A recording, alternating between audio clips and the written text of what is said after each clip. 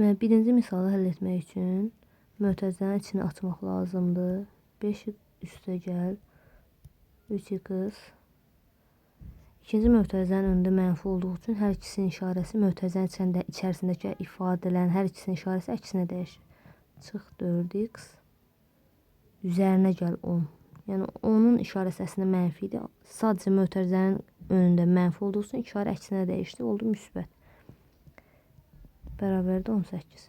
Deməli, biz dəyişənləri birinci uyğun dəyişənləri çıxırıq. 3x-dan 4x çıxanda qalır mənfi x. 5-in üzərinə 10 gəlirik. 15. Bu da bərabərdə 18. Mənfi x buradan alınır 3. X da buradan mənfi 3. Yəni biz son nəticə x-i tapmalıyıq. X-in nə olduğunu tapmalıyıq tənliyi həll etmək üçün. İndi keçək üçüncü misala. Üçüncü misalda 4 üstə gəl. Kök altında 2x bərabərdə 6. Deməli, bu tənliyi həll etmək üçün 4-ü bərabərliyin digər tərəfinə keçirtməliyik. Qalır burada kök altında 2x bərabərdir 6 çıx 4. Alırıq kök altında 2x bərabərdir 2. Buradan kökü yox eləmək üçün bərabərliyin hər iki tərəfini kvadratı yüksəldirik. 2x bərabərdir 2. Yəni bunun kvadratı yüksəldində köklə kvadrat gedir. Qalır 2x. 2x bərabərdir 2-nin kvadratı 4. X-i də buradan tapanda 4-ü 2-yə böldürürük. 4-ü 2-yə böldürük. Alınır cavab 2. Deməli, bu üçüncü misalda üçüncü misalın cavabı 2 D bəndi. Birinci misalın da cavabı A bəndi. 4, 5, 5-ci misallar bundan da 6-cı misala baxaq. 6-cı misalda deməli 5x çıx 10 bərabərdir 14. 5x bərabərdir 10-u keçirir bu tərəfə. Onun işarəsi burada mənfidir. Bərabərliyin digər tərəfinə keçirdikdə işarə olur müsbət. 14 üstə gəl 10. Burada 5x bərabərdir 24. X də bərabərdir 24 bölək 5. 24 böl 5-i kəsir xətti ilə göstərim. Kəsir xəttdə bölünməməlidir. Bu 24 böl 5 də 4/5-də 4. Bunu da 10-luq kəsirə çevirsək alınır 4/10-8. Bu 6-cı misaldır. İndi keçək 8-ci misal aşağıdan yazaq. 8-ci misal. Deməli 8-ci misalda 5 üstə gəl 3x bölək 2 üzərinə gəl 6 bərabərdir 10-a. Deməli, bu tənliyi addım-addım həll edəcəyik. İlk olaraq 6-nı sağ tərəfə keçirməliyik. Bərabərliyin digər tərəfinə, yəni digər tərəfinə keçirdikdə bərabərliyin digər tərəfinə keçirsə 6-nın işarəsi dəyişir. 10 çıxaq 6 olur. Deməli, qalan hər şey olduğu kimi saxlayırıq hələ ki. 10-dan 6 çıxanda 4. Bax, bu ifadədə bölünən, bölən və qismətdir. Deməli, biz məhsul, burada məhsul olan, yəni bilinməyən bölünəndir. Məhsul bölünəni tapmaq üçün böləni qismətə vurmaq lazımdır. 5 üstə gəl 3x bərabərdir 4 vuraq 2. Deməli, 5 üstə gəl 3x da buradan alınır bərabərdir 8-ə. İndi biz 3x-i tapmaq üçün 5-i bərabərliyin sol tərəfinə keçirməliyik. Bərabərliyin digər tərəfinə keçən işarəsi dəyişir. Yəni keçən işarəsi dəyişir. Hansı keçir? 5. 5-in işarəsi nədir? Bu da müsbət. Dəyişdiyi üçün də olur mənfi. 8 çıx 5. 3x da bərabərdir 3-ə. X da alınır buradan 1.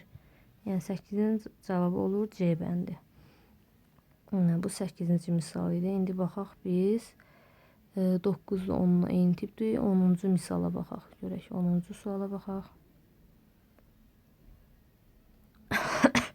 Deməli 10-cu sualda biz deməli yazaq ki 0,5 x üstə gəl 4 bərabərdir 0,25 4x çıx 8. Bu ifadələri 0,5-i mötərizə içərisindəki hər bir həddə vuraq açaq hər ikisinə. Yəni bu vurma hər ikisinə aiddir. Həm x-ə, həm 4-ə. Hər ikisinə vurub açıq. 0,5-i x-ə vurduq 0,5 x. 0,5-i 4-ə vurduqda 2 alınır. 0,125-i 4-ə vurduqda 1 qalır. Yəni 1x. 0,125-i 8-ə vurduqda isə alınır 2. Yəni hər birinə vurub açmaq lazımdır. İndi dəyişənləri bir tərəfə, ədədləri isə digər tərəfə yığmaq lazımdır. Yəni biz 0,5x, bu x-i digər tərəfə keçirəm. Çıxaq x bərabərdir -2, burada qalır. İndi bu 2-ni digər tərəfə keçirəm. Çıxaq 2. 0,5x-dan 1x-i çıxanda qalır -0,5x. Elə təsəvvürün ki, 0,5-dən 1-i çıxırıq da. Qalır -0,5x. -2 də çıxıq -2, bu da alınır -4. Deməli, x-i buradan tapdıqda, hər iki tərəfdə x-i buradan tapdıqda -4-ü bölməliyik -0,5-ə. Burada x bərabərdir -4 bölək -2-də 1-dir. Böldükdə isə birinci olduğu kimi qalır, ikinci vurulur tərsinə. Bu da -2-yə. Cavab alınır 8. Y bəndi.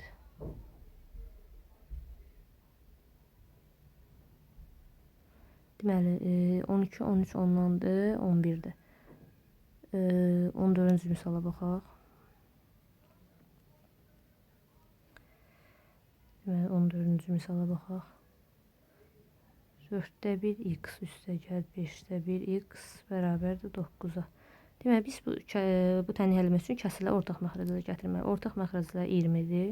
Deməli, birinci 20-yə gətirmək üçün birinci kəsrin surət və məxrəcini 5-ə vururuq. Burada alınır 20-də 5x, ikincidə alınır 20-də 4x, bu da bərabərdir 9-a. Alırıq ki, 20-də 9x bərabərdir 9.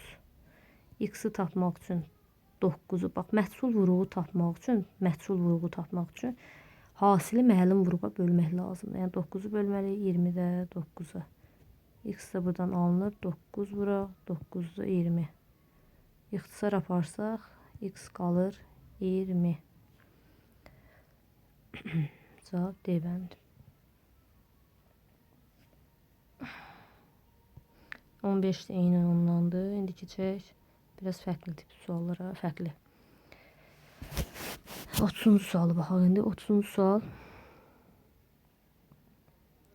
Deməli, bu tənliyi həll edək.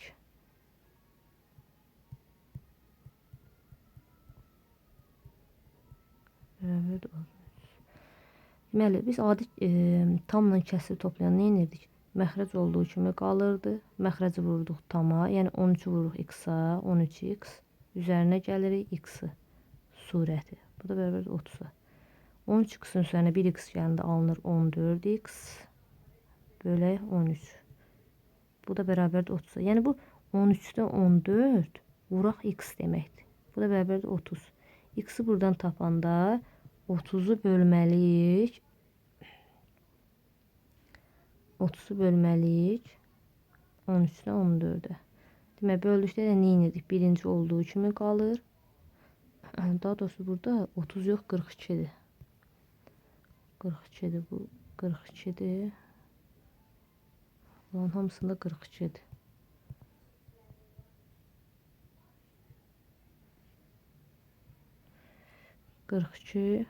Vuraq. Demək, böldükdə nə olur dedik? Birinci olduğu kimi qalır. İkinci çevrilib vurulur tərsinə. 14-də 13. 42 ilə də 14-ün özünə ixtisar apardı. Burada 1, burada da qalır 3. 3-ü də 13-ə vuruqda alınır 39. Deməli, 30-un cavabı olur C bəndi. İndi baxaq 31-ə. Deyir, A-nın hansı qiymətində 5AX bərabər 24 tənliyin həlli yoxdur. Yəni biz bu tənliyi həll etmək üçün x-i tapmaq üçün, yəni 24-ü 5A-ya bölməliyik də. 24-ü 5A. Bu tənliyin nə zaman həll olmaz? Bu tənliyi biz bilirik ki, məxrəc 0 olmaz. Yəni məxrəcdə 0 qeyri-müəyyənlik, 0 mümkün deyil. Yəni A 0 olmamalıdır tənliyi həlli olması üçün. Ancaq A 0 olanda, A 0 olduqda məxrəcdə 0 yaranır. Yəni yaranır x bərabərdir 24 bölü 0. Bu isə olmaz. Mümkün deyil. Yəni qeyri-müəyyəndir. Ona görə cavab olur Y bəndi. 32 eyni ondandır. İndi 33-cü suala aşağıda yazaq. 33-cü suala baxaq. X kvadratı üstəgəl 3x bərabər 0. Tənliyin kökləri cəmdə bu natamam kvadrat tənlikdir. burada yəni diskriminanta falan ehtiyac yoxdur. Biz burada bu tənliyi həll etmək üçün bax bu x kvadratını x vuraq x kimi yazsaq, üzərinə gəl 3x, 3x 3 vuraq x deməkdir. Bərabər 0. Buradan x-i mötərizə xaricinə çıxarsaq, yəni ikisində də hər ikisində ortaq olan vurğu mötərizə xaricinə, mötərizəni xaricinə çıxarır. X-i çıxarsaq, burada qalır 1x, burada da 3 qalır. Bu da bərabər 0. Bu tənliyi həll etmək üçün hər iki vurğu 0-a bərabərdir. X də bərabərdir 0. X də gəl 3 də bərabərdir 0. X də bərabərdir -3. Deməli, cavab 0 və -3 alındı. Bizdən kökləri cəmini istəyir. Yəni, -3-ün üzərinə 0 gəldikdə cavab alınır -3. Cavab D bəndi. İndi 35-ə baxaq. Deyir 6x kvadratı çıx 3x. Tənlinin kökləri hasilini tapın. Eyni şəkildə buradan da bax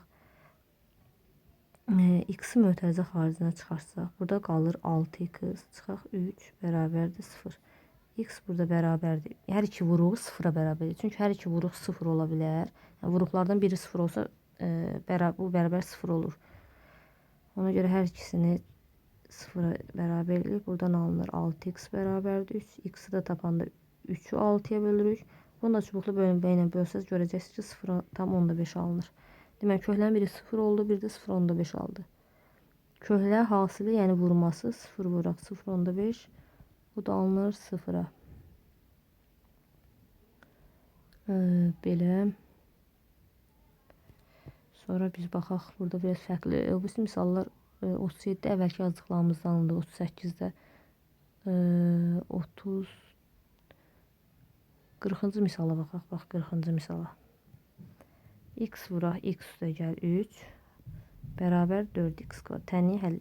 Dedik ki, mötərizənin içərisində hər bir həddə vur. X-i x-ə vuran x kvadratı, x-i 3-ə vuranda 3x bərabərdir 4x kvadrat. Deməli, biz burada 3x-i saxlayaq. Bu x kvadratın bərabərliyin digər tərəfinə keçirdi. 4x kvadrat çıxaq, x kvadrat. Aldıq ki, 3x bərabərdir 3x kvadratı. Bunu həll etmək üçün, deməli, bax,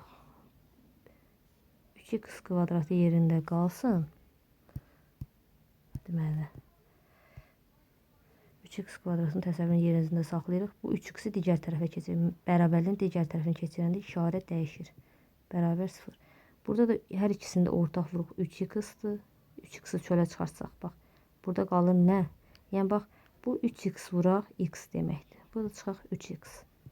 Bərabər 0. 3x-i mötərizə xaricinə çıxarsaq, burada birincidə qalır x, ikincidə, heç nədə 3x-i çıxaraq 1 qalır. Bərabər 0. Bax, deməli, bərabər 0-sa, vuruqların hər birini 0-a bərabər. Yəni, 3x-i də 0-a bərabər eləyirik. X-i buradan tapdıqda 0-ı 3-ə bölürük 0. X çıx 1 vuruğunu da 0-a bərabər eləyirik. X də bərabərdir 1. Niyə görə 0-a bərabər eləyirik? Yəni 0-a, nəyi 0-a vursaq, cavab 0 alınacaq. Yəni 5-i 0-a vursaq, cavab 0 alınacaq. 6-nı 0-a vursaq, cavab 0 alınacaq. Və yaxud 0-ı 0-a vursaq, cavab 0 alınacaq. Yəni burada hər ikisi də 0 ola bilər. Vuruqlardan biri də 0 ola bilər. Yəni bu da 0 ola bilər. Və yaxud bu da 0 ola bilər. Və yaxud hər ikisi də 0 olur. Ona görə hər ikisini 0-a bərabər halını götürürük. Hər ikisi kök, hər ikisinin 0-a bərabər alınan cavab kök olmuş olur. İndi burada baxaq görə başqa tip misal qaldı. Deməli, qaldı bir 42, 43 biraz fərqlidir. Onlara baxaq. Buradan bir yerə ayıraq, burada baxaq, yazaq. Deməli, 42-ci misala baxaq. X kvadrat üstə gəl 36 bərabərdir 100. Buradan x kvadratın, bax, burada ancaq bax, bir dənə dəyişən var. X kvadratı. Deməli, bunu tapmaq üçün, bax, məhsulda toplama əməlidir bu. Toplama əməlidir, deməli, nədir?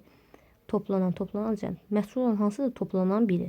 Məhsul toplananı tapmaq üçün cəmdən məlum toplananı, görünən toplanan çıxmalıyıq. 100-dən çıxmalıyıq 36-nı. Bu da alınır x kvadratı bərabərdir 64. 64 nəyin kvadratıdır? 8-in. Yəni x kvadrat 8-in kvadratına bərabərsə, demək x sözü nədir? 8. Bir də bunun ikinci kökü də var. Tək kökü 8 deyil. Bir də 64 mənfi 8-in də kvadratıdır. Tək 8-in yox. Çünki biz demişik mənfi ədədlərin də kvadratı müsbətdir. Demək x buradan da alınır mənfi. Yəni bu təyin iki kökü var. Biri 8-dir, biri də mənfi 8. Burada nə deyir? Kökləri cəmini tapın. Kökləri cəmi, yəni 8 üstə gəl mənfi 8. Toplananla mənfi də yanaşı gəldikdə, yəni cəmlə müsbətlə mənfi yanaşı gəldikdə çıxma olur. 8 çıx 8, bu da alınır 0.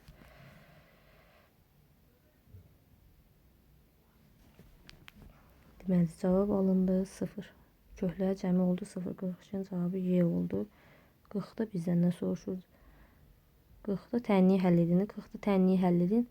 40-ın cavabı 0-dan deməli 1-dir, o da A bəndi. 35-in cavabı 0-dır, kökləri hasili A-dır. Deməli belə. Yəni kvadrat tənliyində niyə daha doğrusu mənfi ədədlərin kvadratı niyə müsbət olur? Yəni bu mənfi 8-in kvadratı nə deməkdir? Mənfi 8-i 2 dəfə öz-özünə vurmaq deməkdir. Yəni mənfi 8 vuraq mənfi 8. Mənfi ilə mənfi vuran nə demişdik? Nə olur? Müsbət. Yəni buradan alınır ki, mənfi ədədlərin də kvadratı müsbət olur. Məsələn, kubu yazsaq, mənfi 8-in kubu. Mənfi 8-in kubu nə deməkdir? Yəni mənfi 8-i 3 dəfə öz-özünə vurmaq. Mənfi 8 vuraq, mənfi 8 vuraq, mənfi 8. Burada niyə mənfi 8-lər burada mötərizə yazdım? Çünki iki işarə, iki əməl işarəsi eyni vaxtda yanaşı yazılmaz. Yəni vurma ilə mənfi yanaşı, ona görə bunu mötərizə yazırıq. İndi mənfi 8 mənfi 8-ə vuranda nə elədi? 64, müsbət 64. 64-də mənfi 8-ə vuran nə olacaq? Bu dəfə müsbət alındı. Müsbəti mənfiyə vurunca nə olacaq? Mənfi 512. Bax, görürsünüz, üstü tək olanda, mənfi ədədin üstü tək olanda alınan cavab mənfi olacaq. Üstü cüt olanda, cüt ədəddir, yəni olanda alınan cavab müsbət olacaq.